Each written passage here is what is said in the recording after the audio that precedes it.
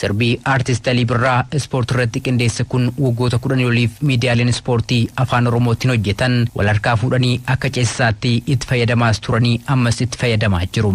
Ispoortiin fayyaadhaa, ispoortiin jaalalaa, ispoortiin nagaa jecha faayidaa ispoortiin qabu sabasaa barsiisaa ture. Ispoortiin nagaa, ispoortiin guddina, ispoortiin jaalalaa, Morga yaalaafe ispoortuu jabeessaa, moora qaama guutee ispoortuu balleessaa, sammuu dhiphatee ispoortii wayyeessaa, xiqqaa guddaa keenya ispoortiin jabeessaa jechuun xiyyeeffannoon ispoortii akka hojjennu eere. Morga yaalaafe ispoortii jabeessaa, moora qaama guutee ispoortii balleessaa, sammuu dhiphatee ispoortii wayyeessaa. Gosti ispoortii jiran hundinuu xiyyeeffannoon yeroo irratti hojjetaman bu'aa guddaa akka qabanis akeekee ture. Ispoortiin dhaloota gama hundaan cimaa ta'e uumuudhaaf jabeeffamuu akka qabu sirbasaa kana keessatti dhaame. Kana qofa miti sochii ispoortii hawaasaa